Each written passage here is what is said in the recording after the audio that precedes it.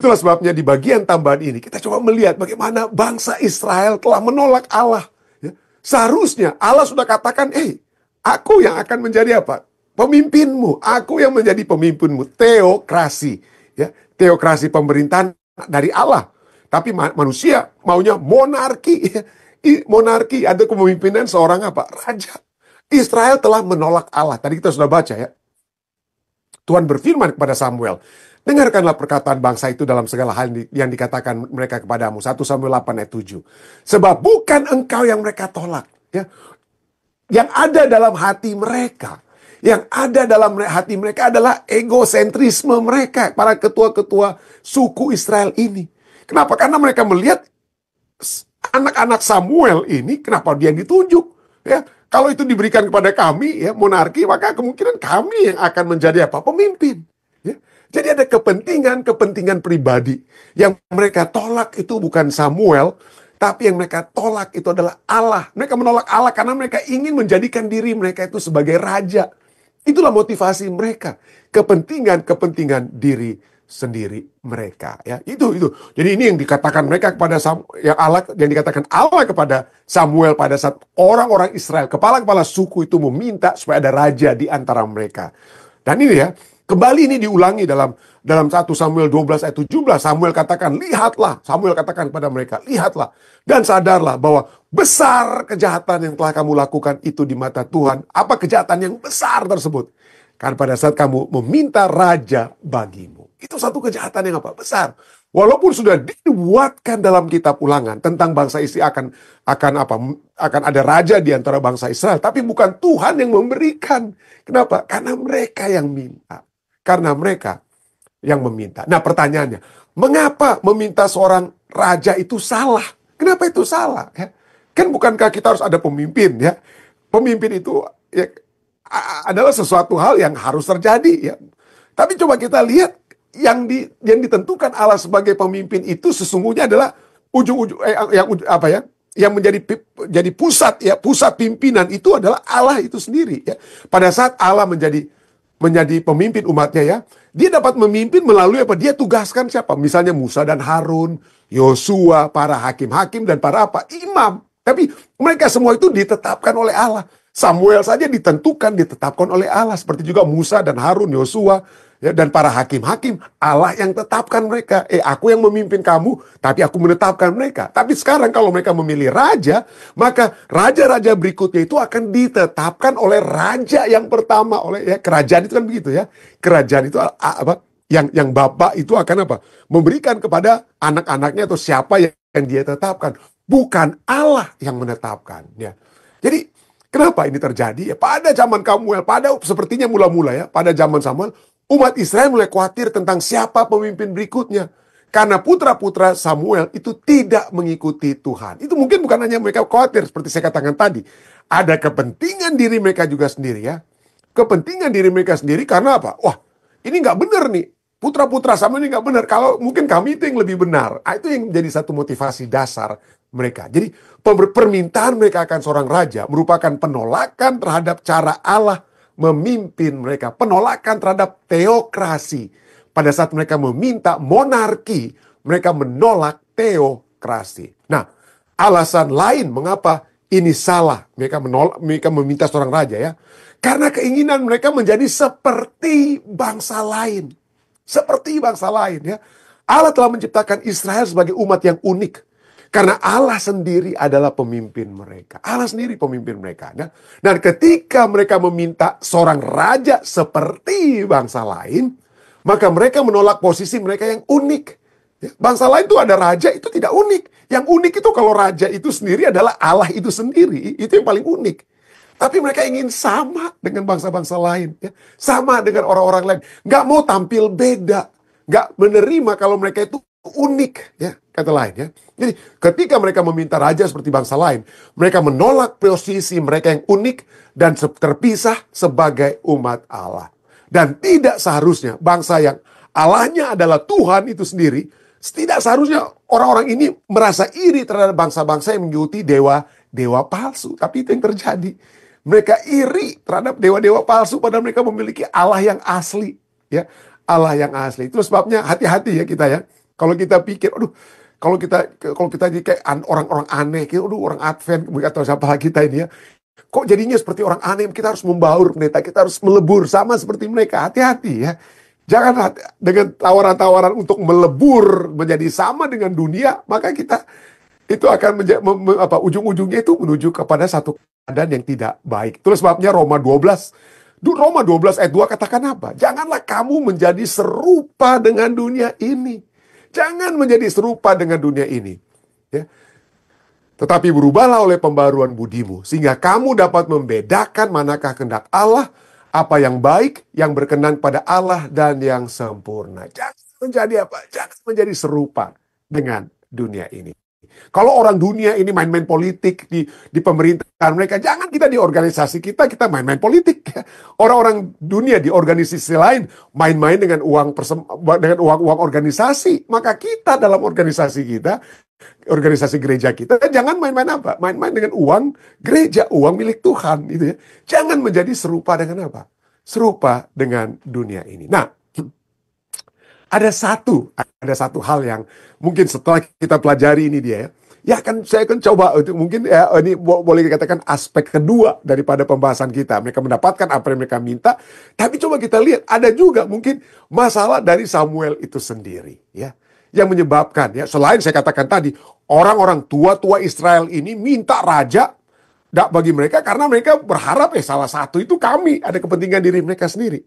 Tapi juga pada saat yang bersamaan ini ada masalah mungkin dari Samuel itu sendiri. Apa masalahnya Samuel? Seperti saya katakan tadi, mengapa Israel meminta raja itu? Salah satu selain karena keinginan mereka sendiri adalah apa yang tertulis dalam 1 Samuel 8 ayat 1 sampai 3. Saya mohon maaf kalau saya tidak sempat tuliskan sampai 3-nya ya. Saya cuma tulis 1 Samuel 8 ayat 1, tapi sampai 3 ini ya. Mari kita baca. Setelah Samuel menjadi tua, 1 Samuel 8 ayat 1. Setelah Samuel menjadi tua, diangkatnya lah anak-anaknya laki-laki menjadi hakim atas orang Israel. Dia sendiri, bukan Tuhan yang mengangkat. Samuel sendiri yang mengangkat anak-anaknya sendiri ya, menjadi hakim atas orang Israel. Biasanya hakim-hakim waktu lalu itu Allah yang angkat. Tidak ada hakim-hakim yang diangkat oleh ayahnya atau orang tuanya, tidak. Itu Allah yang angkat ya. Tapi sekarang kita lihat Samuel yang mengangkat anak-anaknya sendiri. Ayat kedua, nama anaknya yang sulung adalah Yoel dan nama anaknya yang kedua adalah Abia. Keduanya menjadi hakim di Beersheba. Cukup menarik ya. Kenapa? Karena kalau kita membaca 1 Samuel pasal 2, Imam Eli ditolak oleh Allah karena 2 anaknya yang bejat. Makanya Samuel itu menjadi apa? Pemimpin ya, menggantikan Imam Eli. Kenapa? Karena ada 2 anak Imam Eli yang bejat, Hofni dan Finehas. Tapi sekarang sejarah itu terulang kepada Samuel, anak-anaknya yang bejat, ya. Anak-anaknya yang bejat. Ya. Nah, di sini kita lihat kalau Samuel dalam kitab 1 Samuel 2, Allah yang menolak Imam Eli, maka di 1 Samuel 8 orang-orang Israel yang sekarang menolak Samuel. Yang menolak Samuel. Kenapa? Karena dia sendiri yang mengangkat anak-anaknya ya. Si Yoel dan Abia yang menjadi hakim di Beersheba. Ayat ketiga, 1 Samuel 8 ayat 3 katakan, tetapi anak-anaknya itu tidak hidup seperti ayahnya. Tidak sama seperti ayahnya. Kalau anak-anaknya itu sama seperti ayahnya, sama dalam kesetiaan, sama dalam kemampuan, sama dalam, maka itu nggak ada masalahnya.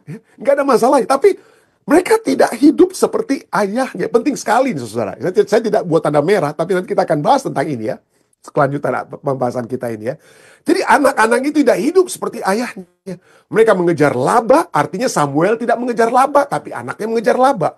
Mereka menerima suap, Samuel tidak menerima suap, tapi anak-anaknya menerima suap. Yang ketiga, Samuel memberikan keadilan, tapi anak-anaknya memutarbalikkan keadilan. Jadi dengan kata lain, kalau saja anak-anak Samuel ini ya tidak mengejar laba, tidak menerima suap, tidak memutarbalikkan keadilan dan dipilih oleh Tuhan, maka mungkin tidak ada masalah. Tapi karena mereka tidak memiliki kualifikasi, tidak memiliki keterampilan seperti ayahnya, tapi ayahnya pilih, maka kenalah Samuel itu dalam satu poin yang kita sering sebut dengan apa? Favoritisme atau nepotisme. Nah, ini kita kalau coba singgung sedikit ya. Nepotisme. Nepotisme adalah praktek memberikan keuntungan yang tidak adil, terutama dalam bentuk jabatan atau posisi penting, kepada anggota keluarga atau teman dekat. tanpa mempertimbangkan kelayakan atau kemampuan. Ya, tanpa mempertimbangkan kelayakan atau kemampuan. Dan saya ini secara pribadi ya, dalam pengalaman pribadi, saya terbuka, saya jujur saja. Seringkali saya bertanya-tanya dalam diri saya, aduh Tuhan, tolong jawab ya. Artinya, apakah karena kedudukan ayah saya waktu lalu ya di Indonesia itu sebagai ketua UNI, maka saya mendapatkan kesempatan demi kesempatan yang begitu ya. Ini seringkali saya terus bergumul, saudara. Makanya saya bahas ini dia. Walaupun saya pada mulai terus terang saya pikir, saya mau bahas tentang nepotisme ini. Kadang-kadang apa saya tidak sedang menghantam diri saya sendiri atau seperti begitu. Mungkin ya. Tapi inilah poinnya ya. Jadi poinnya adalah tanpa apa? Ya, dari kata nepotisme ini bukan hanya ada anggota keluarga yang apa? Yang diangkat, tapi masalahnya bukan dari segi kualifikasi, tapi apa? Tidak qualified tidak memiliki kelayakan dan tidak memiliki apa? Kemampuan. Itulah definisi daripada nepotisme. Nah, kalau kita menarik sekali nih sejarah kata nepotisme, keponakan atau ada hubungan dengan keponakan. Kenapa? Ini dia ya. Istilah kata nepotisme itu berasal dari kata Italia nepotismo. Dalam bahasa Italia ya, nepotismo yang berasal dari akar kata bahasa Latinnya itu nepos, nephew, bahasa Inggrisnya nephew. Apa arti nephew? Arti daripada nepos atau nephew adalah keponakan. Itulah kata nepotisme. Nah, siapa yang mulai ini? Nah, ini kata nepotisme ini berasal dari abad pertengahan ya. Sejak abad pertengahan hingga akhir abad ke-17, sejumlah paus dan uskup Katolik yang tidak memiliki keturunan yang sah akan ada tidak semua ya, ada yang memberikan keponakan mereka posisi preferensi seperti yang sering diberikan oleh seorang ayah kepada anak laki-lakinya. Tapi karena para uskup dan kardinal ini ya, uskup ya, paus tidak punya anak, maka itu diberikan kepada siapa? Posisi-posisi yang penting dalam apa? Dalam gereja ataupun pemerintahan, karena pada abad pertengahan gereja Katolik itulah yang memegang apa? Pemerintahan juga. Karena mereka tidak punya anak, makanya diberikan kepada ponakan, makanya nepos ya. Nepo atau jadinya apa? Nepotisme ya. Dan sekarang makanya kita mengenal istilah nepo baby ya.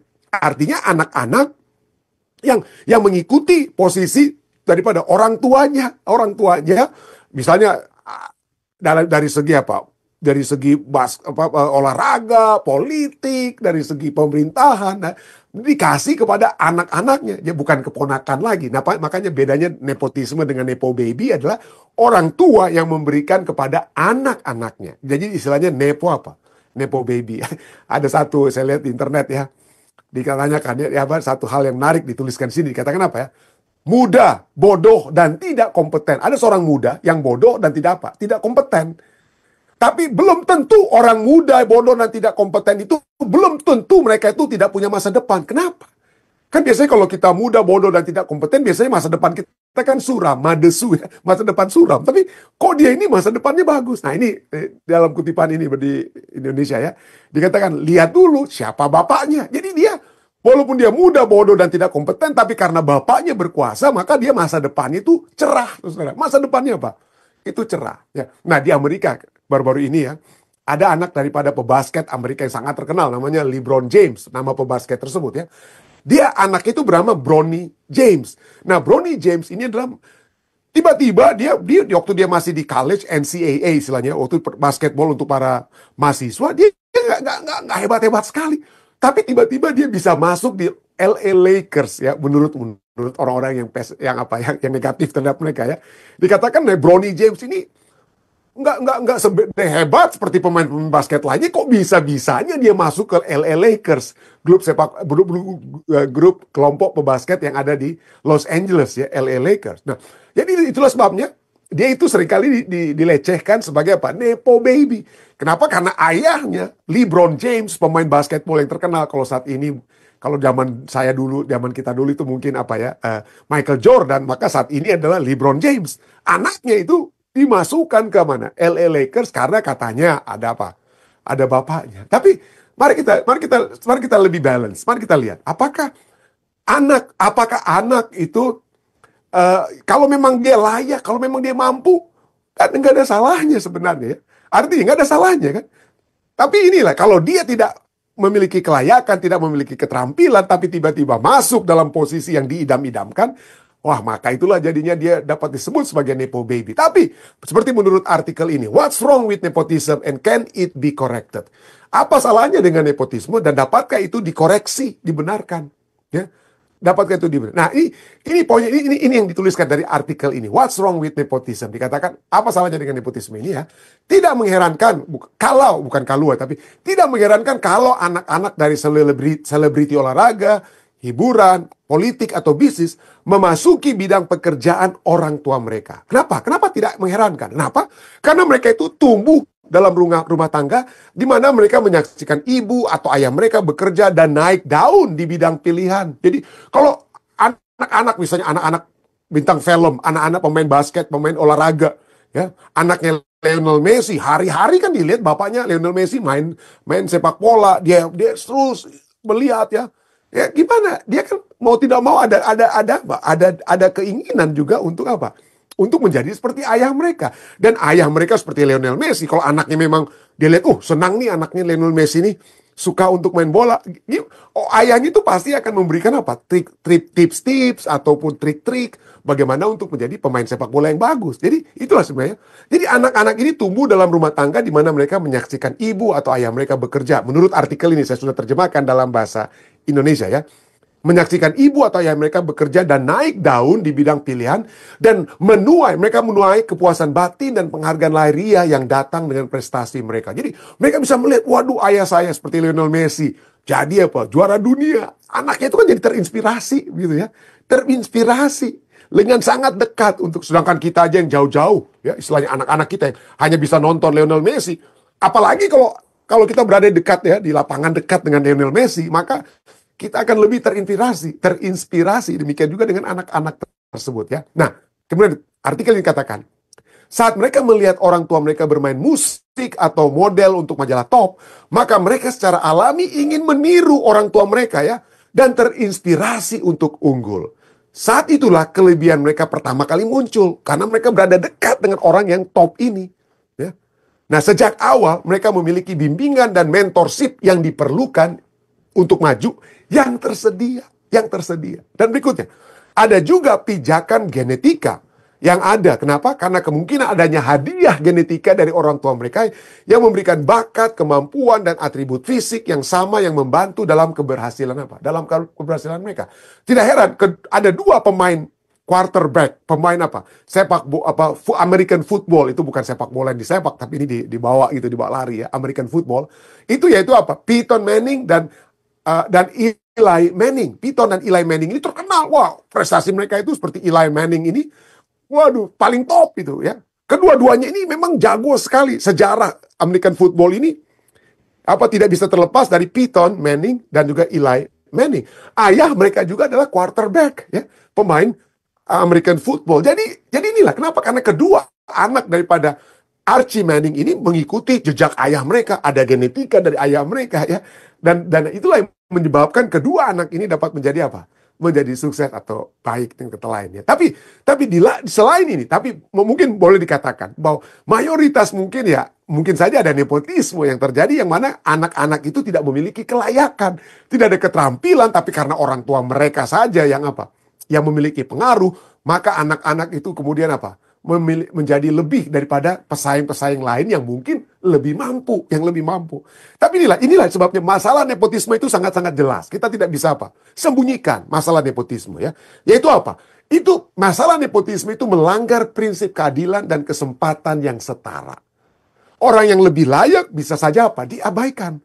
Orang yang lebih layak bisa saja diabaikan. Kedua, masalah nepotisme itu akan menghancurkan kepercayaan dalam organisasi atau satu komunitas. Menciptakan kecemburuan dan ketidakpuasan. Loh, saya kan bisa lebih baik. Tapi kenapa anaknya si ini yang sekarang dia diangkat mendapatkan kesempatan dan lain sebagainya. Itu dapat menghancurkan kepercayaan dalam organisasi atau komunitas. Itu sebabnya perlu keterbukaan. Perlu ada keadilan dan kesempatan yang setara ya. Dan yang ketiga, masalah nepotisme ini dapat menyebabkan keputusan yang buruk. Jika orang ditempatkan jika satu posisi ditempatkan orang berdasarkan hubungan bukan kapasitas, nah ini dia. maka itu mendapat keputusan yang buruk. Nah, ini bukan hanya nepotisme, itu bukan hanya hubungan keluarga, ya. Tapi karena apa? Mungkin kita nggak menjadi apa? Kita tim suksesi kita ada pemilihan-pemilihan, apalagi di tahun 2025 ini ya, akan rame dengan pemilihan-pemilihan di organisasi. Tapi karena apa? Kalau ini berdasarkan hubungan ya, bukan berdasarkan kapasitas, ya, bukan berdasarkan kapasitas, kemampuan dan kelayakan. Wah, itu akan dapat menyebabkan keputusan yang apa? Keputusan yang buruk. Dan kita lihat itu kan. Anak-anak Imam Eli di Alkitab ya. Eli membiarkan anak-anak yang jahat tetap melayani sebagai imam. Bahkan dia mengangkat anak-anak yang tidak memiliki kapasitas, kemampuan, dan kelayakan. Tidak ada kemampuan, kapasitas, dan kelayakan dari anak-anaknya. Akibatnya, ya, anak-anak daripada Imam Eli itu apa? Ditegur ya. Allah menghukum Imam Eli karena tidak menegurnya. Nah sekarang bukan hanya Imam Eli yang ditegur anak-anak. Sekarang anak-anak daripada Samuel sendiri. Anak-anak Samuel sendiri dalam 1 Samuel 8 dan 1 Samuel 5. Samuel mengangkat anak-anaknya menjadi hakim. Tetapi mereka korup. Dan hal ini menyebabkan bangsa Israel menuntut raja yang akibatnya mengubah sejarah bangsa itu. Jadi masalah. Sampai menjadi bangsa yang ditolak. Ya. Salah satu adalah karena apa? Raja-raja yang membawa bangsa ini telah lari. Sehingga mereka keluar dari kedudukan mereka sebagai bangsa yang unik. Lalu apalagi Daud dan Absalom ya. Daud dan Absalom. 2 Samuel 13 sampai 15, Daud tidak menegur Absalom anaknya meskipun Absalom berbuat salah. Akibatnya terjadi apa? Pemberontakan besar di Israel. Jadi jangan, hati-hati. Kita harus terbuka. Ya, walaupun mungkin ini anaknya ketua uni, anaknya ketua daerah atau siapa, tapi mari kita lihat kelayakan. Mesti ada kriteria yang ditetapkan dan apakah itu sesuai dengan policy, sesuai dengan peraturan, dan apakah kapasitas, kelayakan, dan kemampuan itu apa ya. Kapasitas, kelayakan, dan kemampuan itu memang betul-betul ada di anak-anak tersebut ya, ada di anak-anak tersebut. Jadi kenapa? Poinnya adalah Allah menuntut keadilan. Allah menghendaki agar kita berlaku adil dan tidak menunjukkan keberpihakan termasuk kepada anggota keluarga sendiri atau kelompok kita sendiri. Berdasarkan mana yang layak ya. Allah menghendaki. Ya, firman Tuhan cukup jelas dalam Ulangan 1 ayat 17. Janganlah memihak dalam pengadilan. Dengarkanlah orang kecil sama seperti orang besar. Jangan takut pada siapapun. Sebab pengadilan adalah kepunyaan Allah. Ulangan 1 ayat 17. Roma 2 ayat 11 katakan sebab Allah tidak memandang muka. Allah tidak memandang muka. Jadi poin pertama itu kalau setelah kita melihat akibat-akibat daripada nepotisme, ya, akibat-akibat itu, maka kita juga melihat bahwa Allah yang menuntut apa? Allah yang menuntut keadilan. Dan bukan hanya Allah menuntut keadilan, Allah menuntut keadaan hati. Keadaan hati. Allah melihat hati dan kesetiaan kepadanya, bukan kepada para pimpinan, ya, bukan. Allah melihat hati dan kesetiaan, bukan hubungan darah. Dan inilah prinsip utama dalam pemilihan pemimpin yang sejati. Melihat apa? Bukan hubungan darah, bukan hubungan kerabat, atau hubungan karena saya telah support Anda untuk jadi ketua daerah, ketua uni, dan maka ya saya akan menjadi apa? Pimpinan ini dan itu dan sebagainya. Lihat berdasarkan apa? Kualifikasi. Adakah kita pada saat ada pemilihan tersebut, adakah kita berdoa dan berpuasa? Kita berdoa dan berpuasa agar pemimpin yang sejatilah yang Tuhan apa? Tetapkan. Tuhan yang tetapkan. Jadi firman Tuhan cukup jelas dalam 1 Samuel ya. 1 Samuel 16 pada saat Samuel diperintahkan untuk mengurapi seorang raja menggantikan Raja Saul. Apa yang dikatakan pada saat anak-anak daripada Isai, anak-anak Isai dibawa untuk dilihat mana ini yang akan menjadi raja ya. Apa pada saat anak-anak yang tua muncul, wah Samuel pikir nih anak-anak inilah yang akan jadi raja, nih hebat mereka, tinggi besar perawakannya. Ya. Apa yang Tuhan katakan dalam 1 Samuel 16 ayat 7, tetapi berfirmanlah Tuhan kepada Samuel, jangan pandang parasnya atau perawakan yang tinggi, sebab aku telah menolaknya. Bukan yang dilihat manusia, yang dilihat Allah. Manusia melihat apa yang di depan mata, tetapi Tuhan melihat apa? Tuhan melihat hati. Itulah sebabnya pada saat pemilihan apapun, pemilihan gereja atau apa, mari kita melihat bukan karena si A ini dekat dengan saya, dia bantu-bantu saya atau apa, bukan. Atau karena dia keluarga saya, kerabat saya, bukan. Karena dia satu suku dengan saya, bukan. Tapi biarlah kita melihat dari mata Tuhan. Marilah kita berdoa dan berpuasa ya untuk menetapkan pemimpin yang sejati. Kiranya pelajaran kita pada malam hari ini dapat menjadi satu perenungan bagi kita ya. Membawa kita untuk terus-menerus melihat kehendak Allah yang dapat terjadi dalam kehidupan organisasi ataupun kegerejaan kita. Saya bawa ini dalam nama Yesus.